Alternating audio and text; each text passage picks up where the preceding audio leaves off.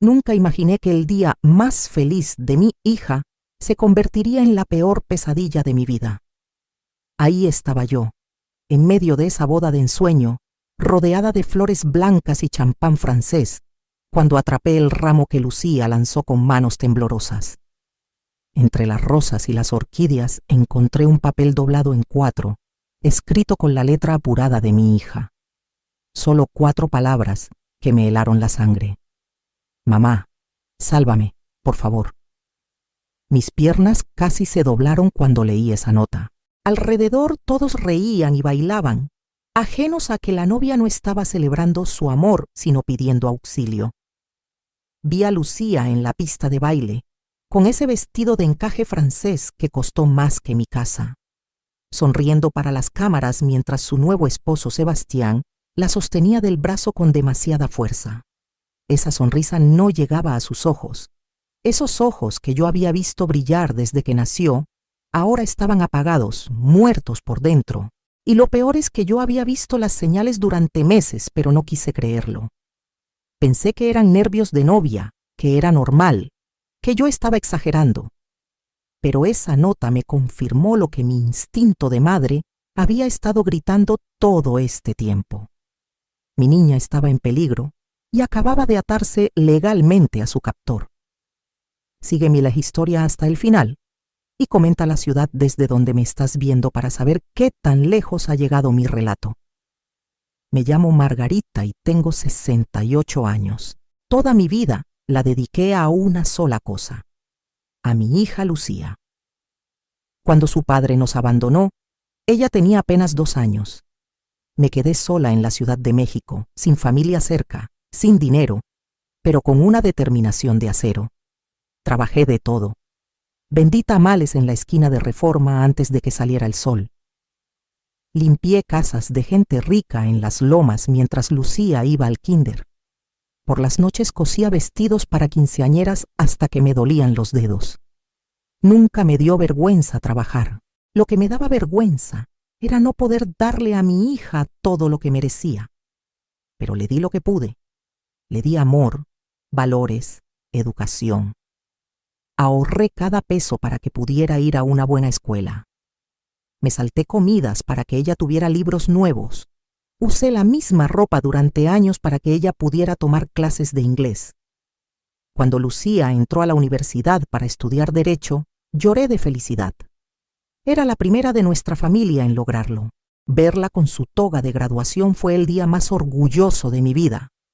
Ella consiguió trabajo en un bufete importante y yo finalmente pude respirar tranquila. Mi niña estaba encaminada. Todo ese sacrificio había valido la pena. Entonces conoció a Sebastián Mendoza en una conferencia de negocios. Hijo único de Rodrigo Mendoza, dueño de una cadena de hoteles de lujo en toda Latinoamérica. Cuando Lucía me lo presentó hace 2 años, lo primero que pensé fue que era demasiado guapo, demasiado educado, demasiado rico. Llegó a mi humilde departamento en la Narvarte con flores caras y una sonrisa perfecta. Me besó la mano y me llamó señora Margarita con un respeto que parecía ensayado. Algo en mis entrañas se revolvió ese día, pero lo ignoré. ¿Cómo iba yo a cuestionar la felicidad de mi hija? Ella estaba radiante. Me contaba que Sebastián la llevaba a restaurantes donde nunca había estado, que le compraba regalos que nunca había soñado. Después de tanto luchar, mi niña finalmente tenía la vida que siempre quise para ella. Los primeros meses todo parecía un cuento de hadas. Sebastián era atento, detallista, siempre pendiente de Lucía. Pero después del año de noviazgo, empecé a notar cambios. Lucía dejó de visitarme tanto. Antes venía cada fin de semana a comer pozole y platicar durante horas. De repente, pasaban 2 semanas, luego 3, sin verla. Cuando le preguntaba me decía que Sebastián tenía compromisos sociales, cenas de negocios, viajes de última hora. Siempre era lo que Sebastián necesitaba. Dejó de reunirse con sus amigas de toda la vida, Mónica, Fernanda y Daniela. Esas muchachas habían sido inseparables desde la secundaria. Lucía me decía que ya no tenían nada en común, que ellas no entendían su nueva vida. Empezó a cancelar nuestras llamadas. Cuando finalmente hablábamos, su voz sonaba distinta, cansada, apagada. Yo le preguntaba si todo estaba bien y ella siempre respondía lo mismo. Sí, mamá, todo perfecto. Sebastián es maravilloso. Pero algo en cómo lo decía me hacía dudar. Conocí a la familia Mendoza cuando Sebastián pidió formalmente la mano de Lucía. Fue en su mansión de Polanco, una casa tan grande que bien podrían vivir 20 familias ahí. Rodrigo Mendoza, el padre, era un hombre imponente que hablaba de negocios y dinero como si eso fuera lo único importante en la vida. Me miró de arriba abajo cuando llegué, evaluándome como se evalúa una mercancía de segunda mano. Su esposa, Valeria, era peor. Con sus operaciones y sus joyas, me saludó con la punta de los dedos, como si fuera a contagiarse de pobreza. Durante la cena, hablaron de políticos que conocían, de sus propiedades en Cancún y Miami, de sus inversiones. Yo estaba ahí sentada, invisible, mientras planeaban la boda de mi hija como si yo no existiera. Valeria decidió todo: el salón, las flores, el menú, hasta el vestido. Cuando Lucía sugería algo tímidamente, Sebastián le ponía la mano en el hombro y le decía: mi amor, mi madre tiene mejor gusto para estas cosas, confía en ella. Y Lucía asentía, cada vez más pequeña. Los meses de preparativos fueron una tortura silenciosa. Cada vez que intentaba hablar con Lucía a solas, Sebastián aparecía. Siempre estaba ahí, pegado a ella como una sombra. Le revisaba el celular abiertamente, diciéndole que las parejas no debían tener secretos. Escogía su ropa para los eventos, argumentando que él sabía qué se esperaba en esos círculos sociales. La llamaba 10 veces al día cuando no estaban juntos. Al principio Lucía me decía que era porque la amaba mucho, que era romántico. Pero yo veía cómo se ponía tensa cada vez que el teléfono sonaba. Un día llegué sin avisar a su nuevo departamento, ese que Sebastián había comprado para que vivieran juntos después de la boda, pero que él ya prácticamente habitaba.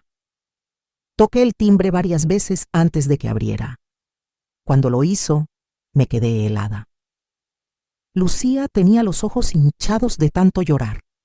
Se apresuró a decirme que eran alergias, que el polen la tenía mal, pero yo soy su madre. Yo sé cuando mi hija ha estado llorando. Intenté entrar, pero ella se quedó en la puerta, bloqueándome.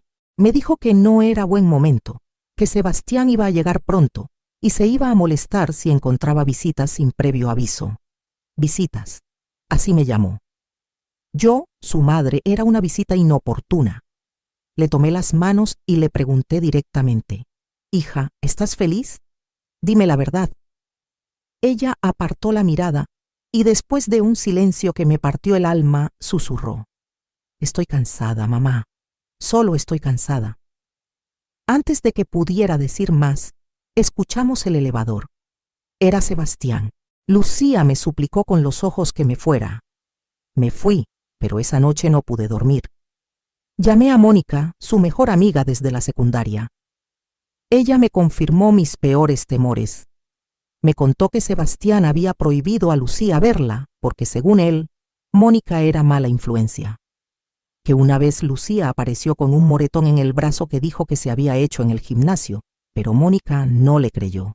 Que Sebastián controlaba hasta el dinero que Lucía ganaba con su propio trabajo, diciéndole que él sabía administrarlo mejor. Intenté hablar con Lucía 1000 veces antes de la boda. Ella siempre me decía que estaba exagerando, que Sebastián solo era protector, que venía de una familia tradicional con sus costumbres. Me repetía que él la amaba, que después de la boda todo sería más fácil. Yo quería creerle, quería pensar que estaba siendo una suegra paranoica, una de esas madres que no pueden soltar a sus hijas. Pero mi instinto gritaba que algo estaba terriblemente mal. La semana antes de la boda, Lucía prácticamente desapareció. Valeria la tenía todo el día probándose el vestido, ensayando la ceremonia, aprendiendo cómo comportarse en la alta sociedad. Sí, así como lo oyes. le estaban dando clases de etiqueta a mi hija, la abogada brillante que se graduó con honores, como si fuera una niña ignorante que no sabía comer con cubiertos. Yo solo pude verla el día antes de la boda, en el salón donde arreglaban su cabello. Entré y todas las mujeres de la familia Mendoza me miraron con desprecio apenas disimulado.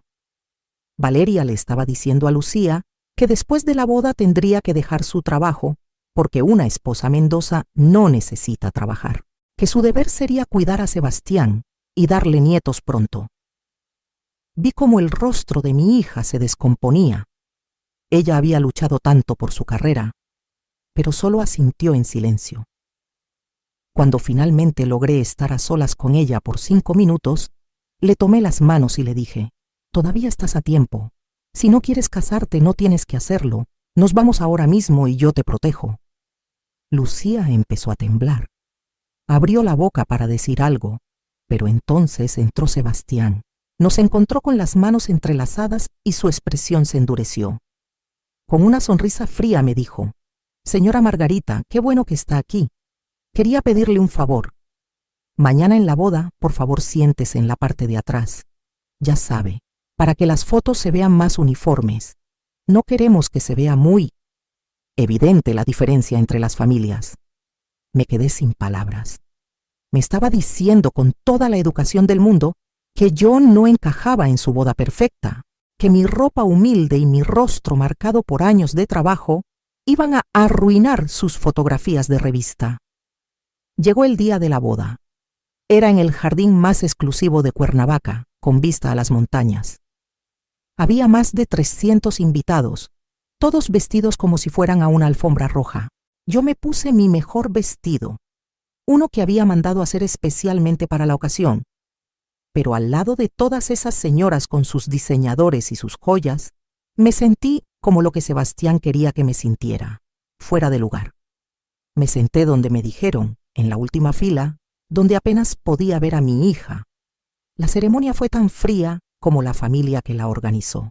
Lucía caminó hacia el altar del brazo de Rodrigo Mendoza, porque según las tradiciones de su familia, el padre del novio debía entregarla. Yo, que la había criado sola, que había sacrificado todo por ella, no existía en ese momento.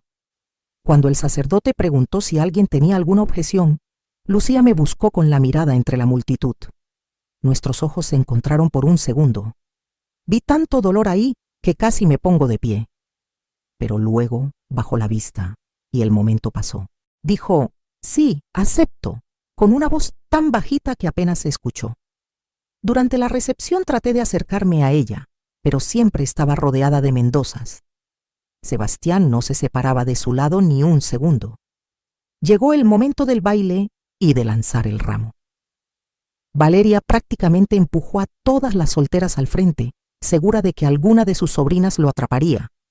Lucía se dio la vuelta de espaldas a todas. Vi cómo sus hombros subían y bajaban, respirando hondo. Lanzó el ramo no hacia donde estaban las chicas, sino hacia el lado opuesto, hacia donde yo estaba. El ramo voló por el aire en cámara lenta. Todas se quedaron confundidas. Yo lo atrapé por puro instinto. Las flores estaban preciosas, rosas blancas y orquídeas moradas, pero había algo más. Entre los tallos, envuelto en celofán transparente, estaba ese papel doblado. Lo saqué con manos temblorosas. Las palabras de mi hija me golpearon como un puñetazo. «Mamá, sálvame, por favor». Mi corazón se detuvo. Levanté la vista y busqué a Lucía. Ella me estaba mirando directamente, con lágrimas corriendo por su rostro perfectamente maquillado. Sebastián se dio cuenta y le limpió las lágrimas bruscamente, susurrándole algo al oído que la hizo palidecer. Entonces la tomó de la mano, más bien del brazo, y la arrastró a la pista para el baile de los novios. Yo me quedé ahí parada, con el ramo en una mano y la nota en la otra, sin saber qué hacer. ¿Cómo salvas a tu hija en medio de su propia boda, rodeada de 300 personas y de una familia con más poder y dinero del que yo había visto en toda mi vida? Mónica se acercó corriendo. Había visto todo. Le mostré la nota y su rostro confirmó mis peores miedos. Me dijo que teníamos que hacer algo, que no podíamos dejar a Lucía irse de luna de miel con ese hombre. ¿Pero qué podíamos hacer dos mujeres sin recursos contra el Imperio Mendoza? Mientras Lucía bailaba con Sebastián, vi cómo él le apretaba la cintura dejándole marcas rojas, cómo le susurraba cosas que la hacían encogerse, cómo la controlaba hasta en cómo se movía al ritmo de la música. Entonces recordé algo que había guardado como secreto durante 30 años, algo que podría cambiar todo. Verás, yo no siempre fui la mujer pobre que limpiaba casas. Hace mucho tiempo, antes de que naciera Lucía, yo también venía de una familia con dinero. No tanto como los Mendoza, pero teníamos propiedades, negocios. Mi padre tenía haciendas en Querétaro. Cuando me enamoré del padre de Lucía, un hombre sin recursos, mi familia me desheredó. Me echaron sin nada. Yo acepté esa vida de pobreza porque amaba a ese hombre y luego porque amaba a mi hija. Pero mi padre murió hace 5 años y antes de morir, arrepentido, dejó todo a mi nombre. 3 haciendas, 2 en Querétaro y 1 en Guanajuato. Terrenos que ahora valían millones porque estaban en zonas turísticas. Inversiones que se habían multiplicado. Yo nunca toqué ese dinero. Lo dejé en el banco, invertido, creciendo. No lo necesitaba y no quería que Lucía creciera malcriada. Pero ahora ese dinero iba a servir para algo. Iba a salvar a mi hija. Durante el resto de la recepción, Mónica y yo formulamos un plan. Ella llamó a Fernanda y Daniela, las otras amigas de Lucía. Entre las 4 empezamos a investigar. Resulta que no era difícil encontrar información sobre Sebastián Mendoza cuando sabías dónde buscar. Daniela trabajaba en un bufete y tenía contactos. En menos de 2 horas teníamos un archivo completo. Sebastián había estado comprometido antes, hace 3 años, con una chica llamada Andrea. El compromiso se rompió súbitamente y Andrea se mudó a España. Daniela logró contactarla por redes sociales. Lo que Andrea nos contó me heló la sangre. Sebastián la había manipulado, controlado y finalmente golpeado cuando ella intentó terminar la relación. La familia Mendoza le pagó una suma considerable para que se fuera del país y firmara un acuerdo de confidencialidad. Andrea nos envió fotos, mensajes, evidencia de todo. Y no era la única. Había otra chica antes que Andrea. Un patrón claro de abuso que la familia Mendoza había estado encubriendo con dinero. Mientras los novios cortaban el pastel y sonreían para las cámaras, yo estaba en el baño del salón, al teléfono con mi abogado. Sí, tengo abogado. Uno muy bueno que contraté hace años para manejar la herencia de mi padre. Le expliqué la situación. Él me dijo que podíamos hacer varias cosas, pero que teníamos que actuar rápido. Esa noche, después de la boda, Lucía y Sebastián se iban a quedar en una suite del hotel antes de partir a Bora Bora en la mañana. Teníamos tal vez 12 horas para actuar. Volví a la recepción actuando como si nada. Me senté en mi mesa del fondo, comí mi cena, sonreí cuando debía sonreír. Pero por dentro estaba calculando cada movimiento. Valeria Mendoza se me acercó en un momento, con esa sonrisa falsa que dominaba tan bien. Me dijo que esperaba no volver a verme mucho, que ahora Lucía era parte de su familia y que sería mejor que yo entendiera mi lugar. Que ellos podían darle a Lucía todo lo que yo nunca pude. Le sonreí de vuelta y le dije: «Tiene razón, señora Valeria. Las cosas van a cambiar mucho a partir de ahora». No tenía idea de cuánto. La recepción terminó cerca de la medianoche. Vi cómo Sebastián prácticamente arrastraba a Lucía hacia su auto. Ella volteó a verme una última vez, con esos ojos suplicantes.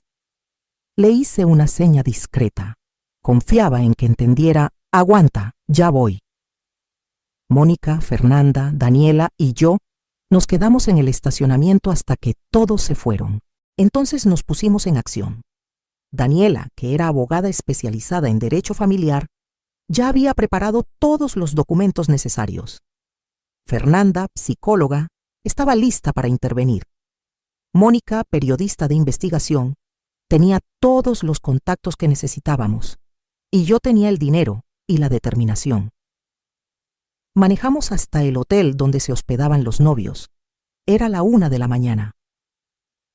En el camino, mi abogado me llamó. Había conseguido algo importante.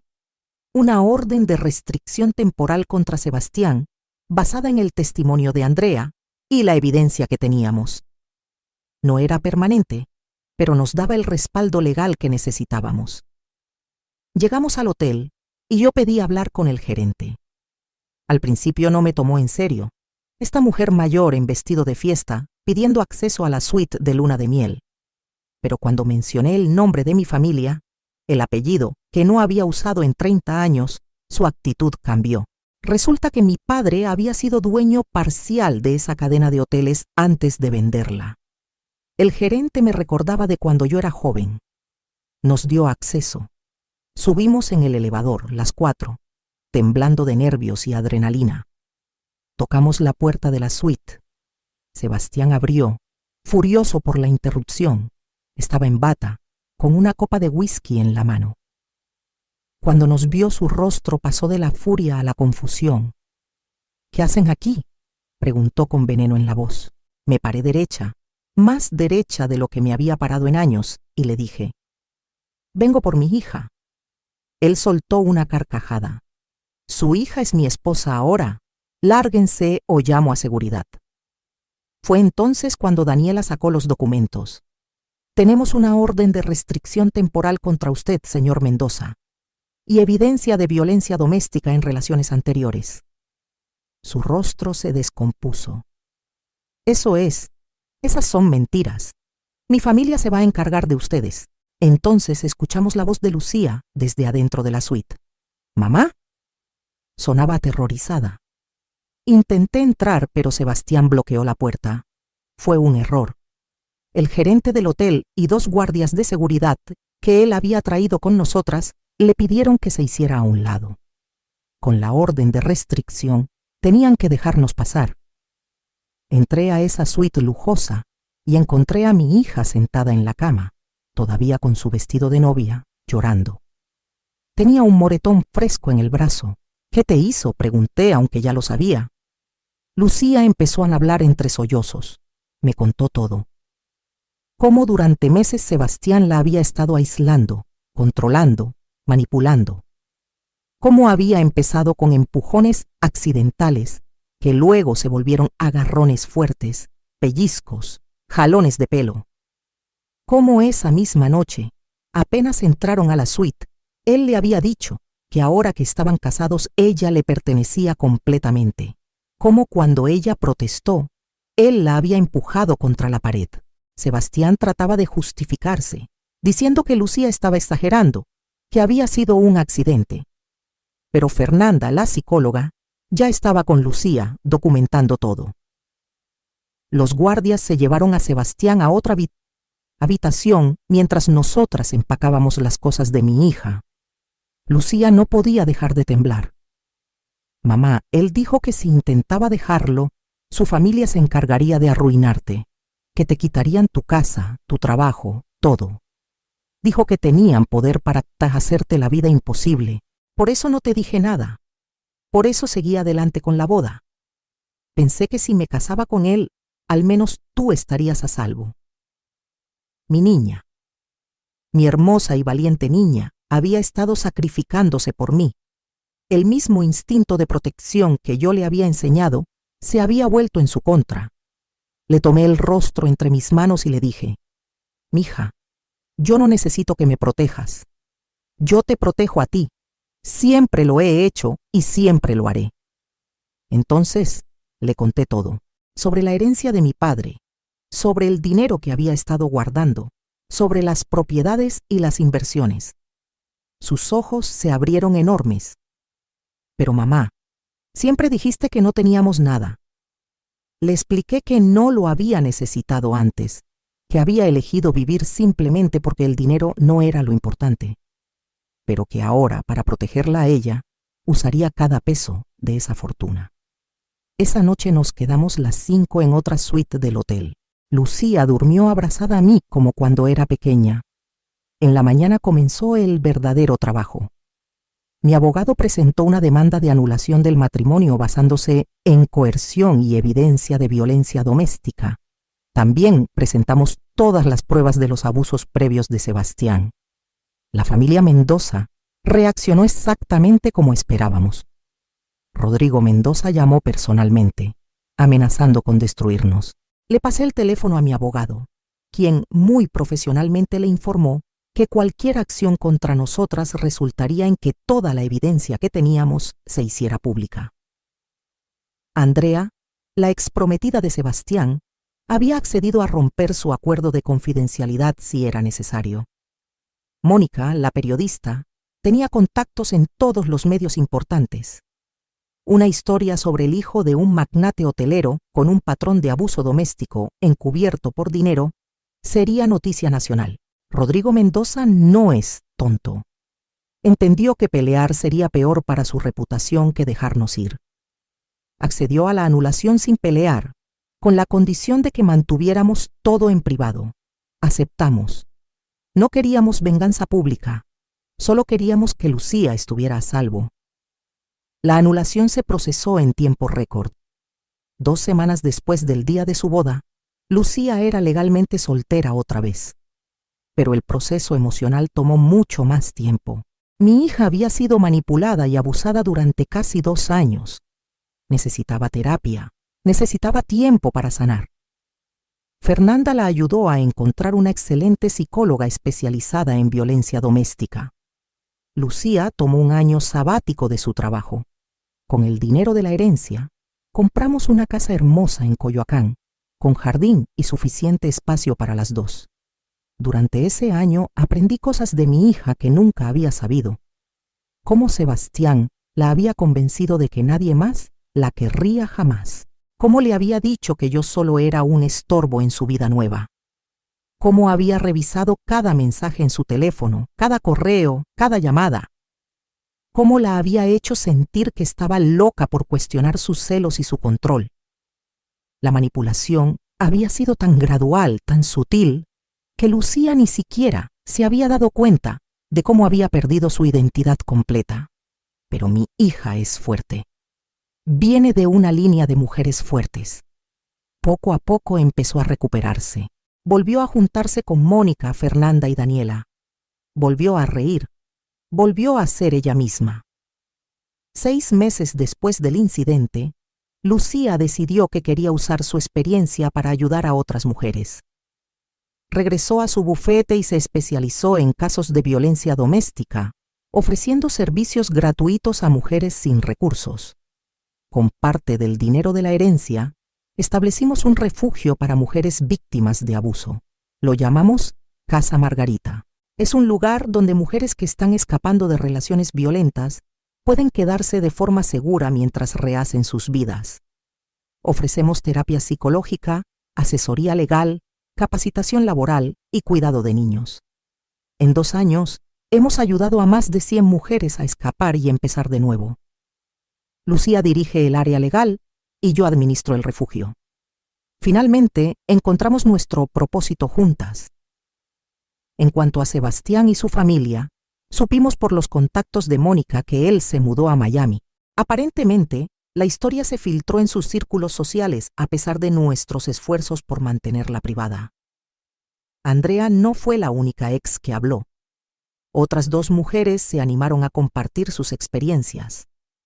La reputación de los Mendoza quedó manchada permanentemente en la alta sociedad mexicana. No me da gusto el sufrimiento de nadie, pero sí me da tranquilidad saber que será más difícil para Sebastián encontrar otra víctima. Rodrigo y Valeria intentaron contactarnos un par de veces, supongo que para hacer las paces, o tal vez para asegurarse de que no hablaríamos más del tema. No les respondimos. No tenemos nada que decirles. El año pasado, en el aniversario de lo que hubiera sido su boda, Lucía organizó un evento en Casa Margarita. Invitó a todas las mujeres que habíamos ayudado, a las voluntarias, a las terapeutas. Fue una celebración de sobrevivientes. Lucía dio un discurso que me hizo llorar.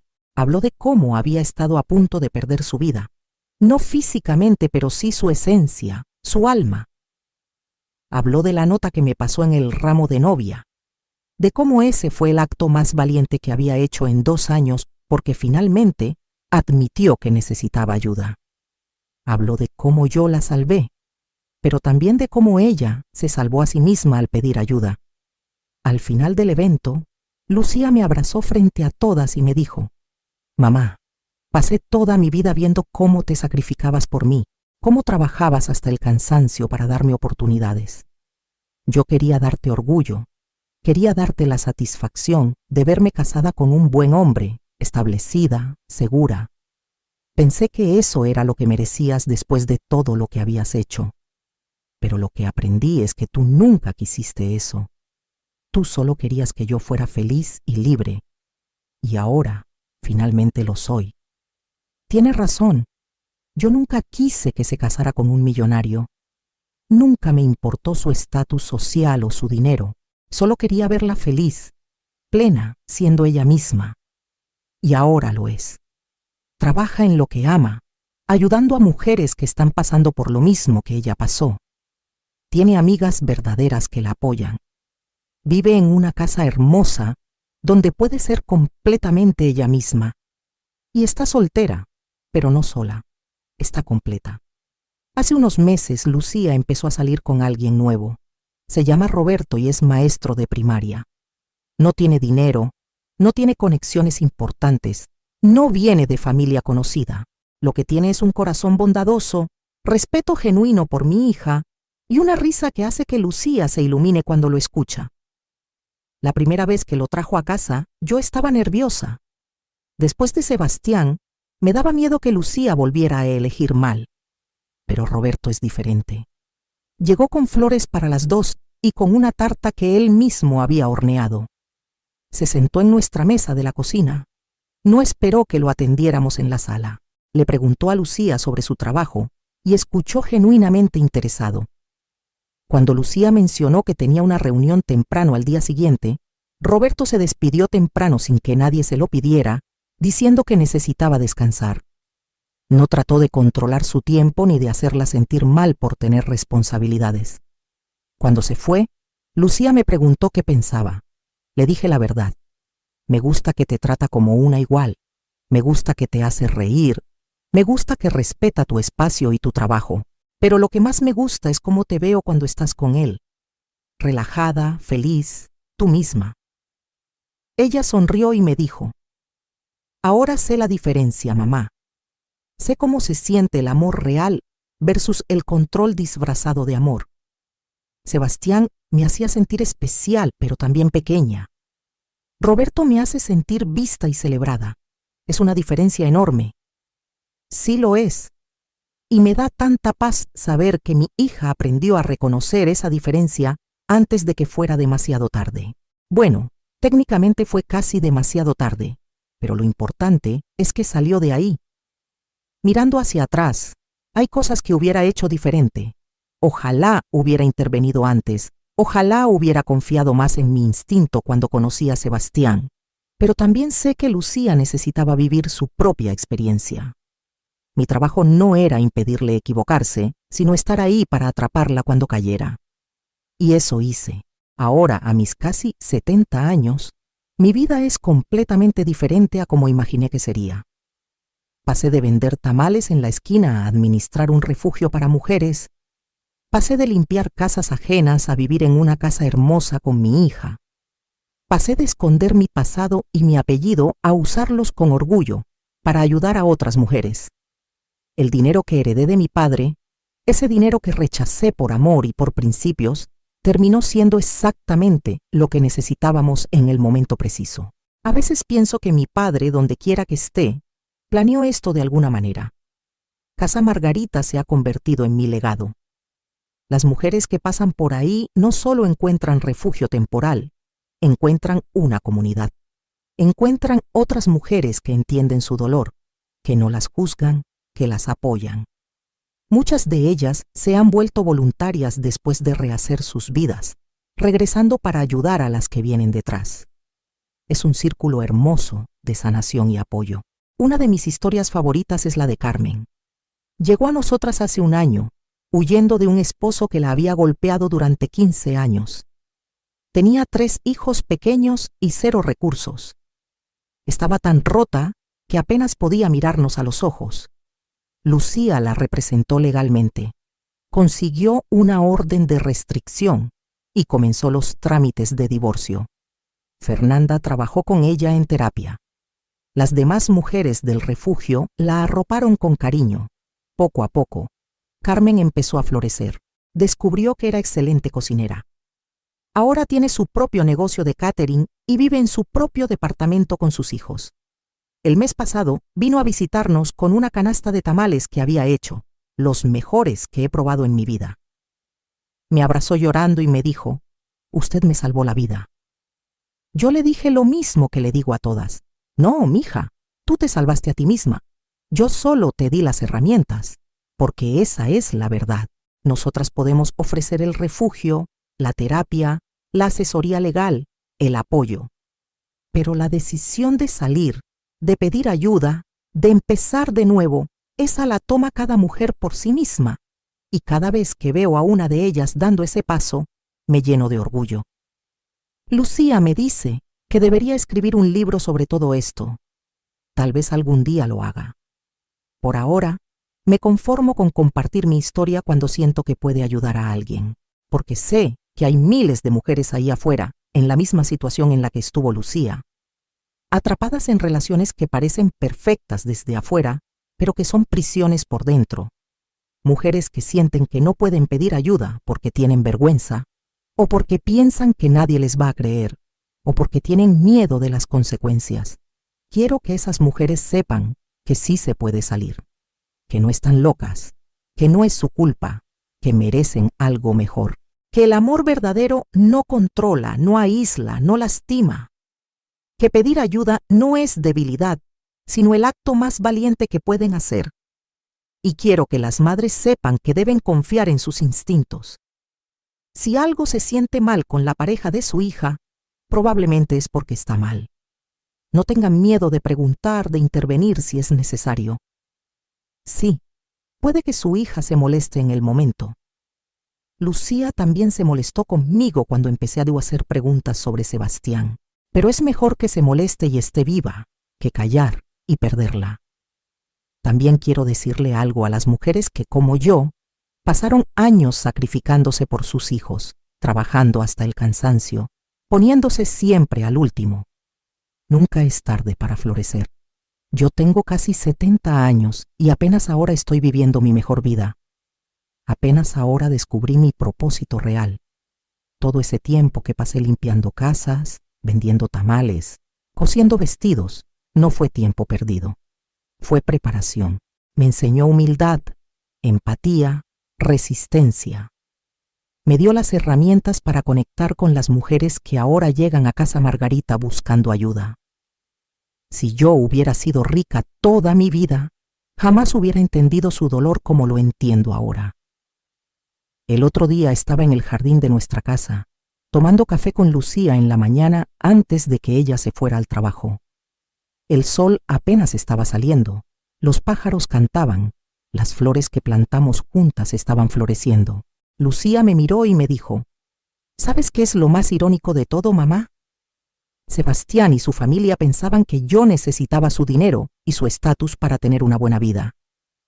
Resulta que tú tenías más que ellos todo este tiempo, no solo en dinero, sino en valores, en fortaleza, en amor verdadero.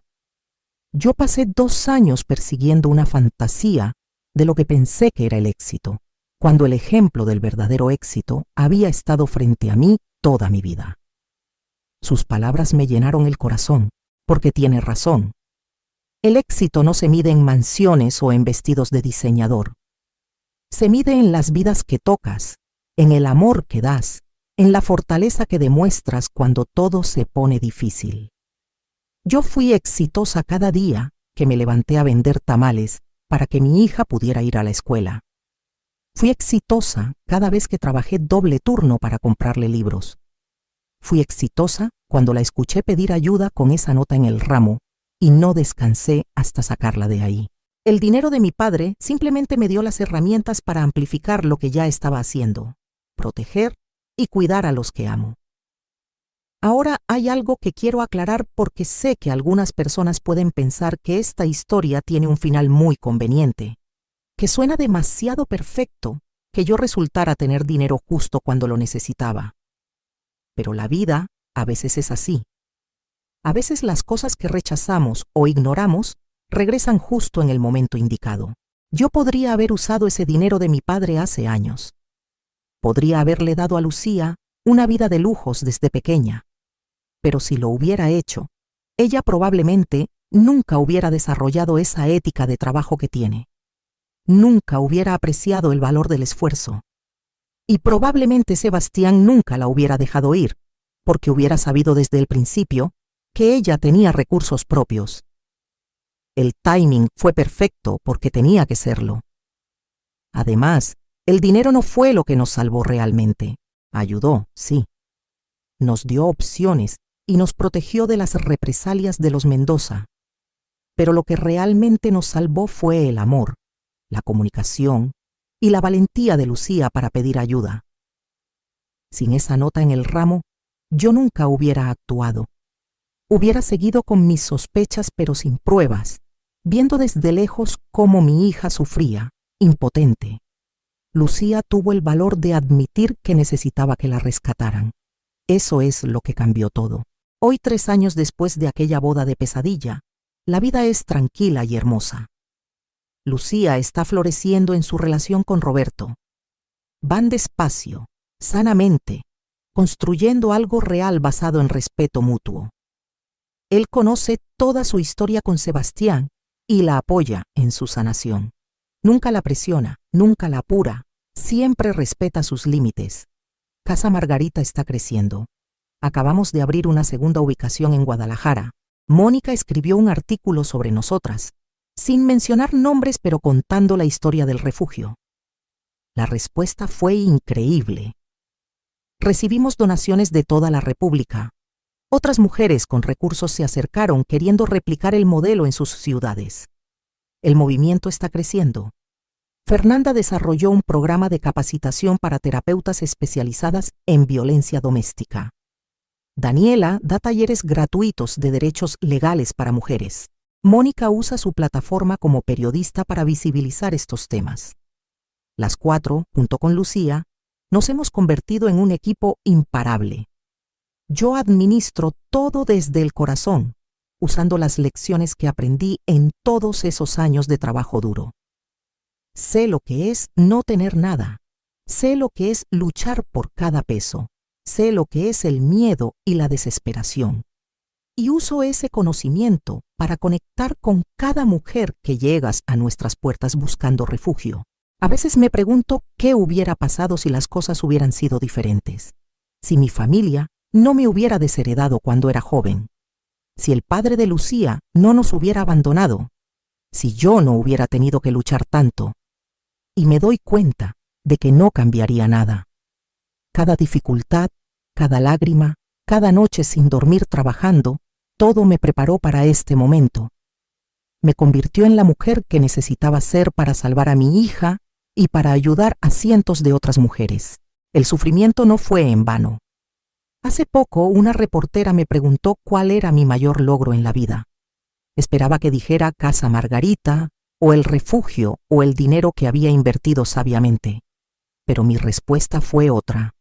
Mi mayor logro es haber criado a una hija que sabe pedir ayuda cuando la necesita, que tiene el valor de admitir cuando está en problemas, que entiende que la vulnerabilidad no es debilidad, porque eso es lo que realmente nos salvó. No el dinero, no las conexiones, no los abogados. Fue el hecho de que Lucía confió en mí lo suficiente para decirme, mamá, sálvame. Y yo confié en mi instinto lo suficiente para actuar inmediatamente. Ese lazo entre madre e hija, ese amor incondicional, esa comunicación, eso es lo que realmente importa. Quiero que cada madre que escucha esta historia construya ese tipo de relación con sus hijas. Que les enseñen que pueden contar cualquier cosa, que siempre habrá un lugar seguro para ellas en casa, que no importa qué tan grave sea el problema, mamá estará ahí para ayudar sin juzgar. Porque si Lucía no hubiera confiado en mí, si hubiera tenido miedo de mi reacción o de decepcionarme, nunca hubiera puesto esa nota en el ramo. Se hubiera ido a esa luna de miel, hubiera seguido atrapada, y quién sabe qué hubiera pasado. Los casos de violencia doméstica escalan. Lo que empieza con control emocional termina en violencia física.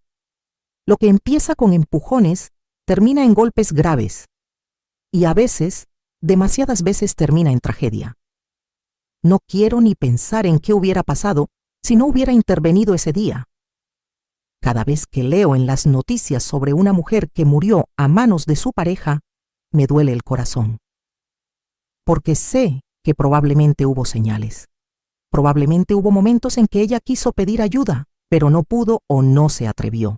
Y me comprometo de nuevo a seguir con este trabajo, a seguir abriendo refugios, a seguir dando voz a las que no la tienen. Mi vida ahora es más rica de lo que jamás soñé. Y no hablo del dinero. Hablo de propósito, de significado, de hacer una diferencia real. Cada vez que veo a una mujer salir de casa Margarita con la cabeza en alto, lista para empezar su nueva vida, siento que todo valió la pena. Cada vez que recibo una llamada de una de nuestras graduadas contándome sus éxitos, lloro de felicidad. Cada vez que Lucía me abraza y me dice gracias, sé que hice lo correcto. No fue fácil. Rescatar a mi hija de esa boda, enfrentar a la familia Mendoza, procesar todo legal y emocionalmente, fue agotador. Hubo noches en que no dormí, días en que pensé que no lo lograríamos, momentos en que el miedo casi me paraliza. Pero el amor de madre es más fuerte que cualquier miedo.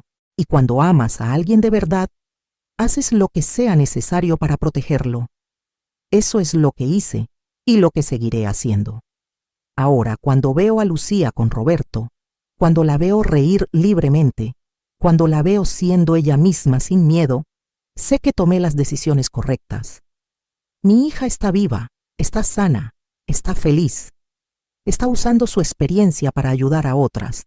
Está construyendo una vida basada en amor real, no en control disfrazado de amor.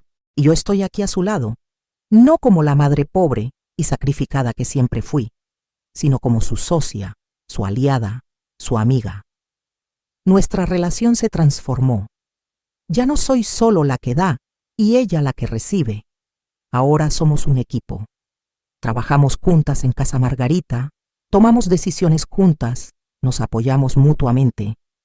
Ella me enseña sobre leyes y sobre la generación más joven. Yo le enseño sobre resistencia y sobre nunca rendirse. Juntas somos imparables. Y ese, al final, es el verdadero final feliz de esta historia. No que escapamos de Sebastián, aunque eso fue crucial. No que tenemos dinero, aunque eso ayuda. El verdadero final feliz es que mi hija y yo estamos más unidas que nunca, haciendo trabajo significativo, ayudando a otras mujeres, viviendo con propósito. Si estás escuchando esta historia y te identificas con Lucía, si estás en una relación que se siente como una prisión, si alguien te controla, te aísla, te hace sentir pequeña, por favor escúchame, mereces algo mejor. No es tu culpa, no estás loca. Y sí puedes salir. Busca ayuda. Habla con alguien de confianza. Llama a una línea de violencia doméstica. Acércate a un refugio. No esperes a que sea demasiado tarde. Lucía tuvo suerte de poder pedir ayuda a tiempo. No todas tienen esa oportunidad. Algunas esperan demasiado y las consecuencias son irreversibles. No seas una estadística, sé una sobreviviente. Y si eres una madre escuchando esto, por favor presta atención a las señales. Si tu hija se está aislando, si dejó de ver a sus amigos, si su pareja la controla, si ves cambios en su personalidad, interviene. Puede que se moleste contigo en el momento, pero es mejor eso que perderla. Confía en tu instinto de madre. Ese instinto existe por algo. El mío me estuvo gritando durante meses que algo estaba mal con Sebastián. Ojalá hubiera actuado antes. Pero al menos actué cuando tuve la confirmación. No dejes que el miedo, la vergüenza o el ¿qué dirán? Te impidan proteger a tu hija. No me importó que los Mendoza fueran poderosos. No me importó que pudieran intentar arruinarme. No me importó quedar mal frente a 300 personas en esa boda. Lo único que me importó fue salvar a mi hija. Y lo haría de nuevo 1000 veces.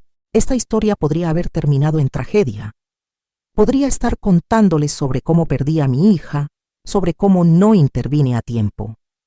Pero en cambio, estoy aquí contándoles sobre cómo la salvamos, sobre cómo ella se salvó, sobre cómo juntas estamos salvando a otras. Esa es la historia que quiero que se propague. No de víctimas, sino de sobrevivientes. No de tragedias, sino de triunfos. No de mujeres rotas, sino de mujeres que se reconstruyeron más fuertes que antes. ¿Qué harías en mi lugar? ¿Cómo hubieras manejado esa situación? Comenta abajo y comparte esta historia. Nunca sabes quién la necesita escuchar. Tal vez hay una mujer ahí afuera que está viviendo exactamente lo que vivió Lucía. Tal vez hay una madre preocupada por su hija. Tal vez tu comentario, tu compartida, puede ser lo que las ayude a tomar acción. Las palabras tienen poder. Las historias tienen poder. Y cuando compartimos nuestras experiencias, creamos una red de apoyo que puede salvar vidas. Eso es lo que estoy haciendo ahora, usando mi voz, mi plataforma, mi historia para ayudar a otras. Ya no soy solo Margarita, la mujer que vendía tamales. Soy Margarita, la madre que salvó a su hija. Soy Margarita, la fundadora de Casa Margarita. Soy Margarita, la mujer que convirtió su dolor en propósito. Y tú también puedes hacerlo. Sea cual sea tu situación, sea cual sea tu dolor, puedes convertirlo en algo significativo. Puedes usar tu experiencia para ayudar a otros. Puedes ser la luz en la oscuridad de alguien más. Gracias por escuchar mi historia. Gracias por llegar hasta el final. Por favor, compártela, coméntala, difúndela. Y si conoces a alguien que necesita ayuda, no dudes en intervenir. Puede que seas la única oportunidad que esa persona tenga. Puede que tu acción salve una vida, como la mía salvó la de Lucía, como juntas estamos salvando la de tantas otras mujeres. Esta no es solo mi historia, es nuestra historia. La historia de todas las mujeres que han estado atrapadas y encontraron la fuerza para liberarse. La historia de todas las madres que hicieron lo imposible para proteger a sus hijas. La historia de todas nosotras que nos negamos a ser víctimas y elegimos ser sobrevivientes. Comparte desde qué ciudad me estás escuchando. Quiero saber qué tan lejos ha llegado este mensaje de esperanza y resistencia.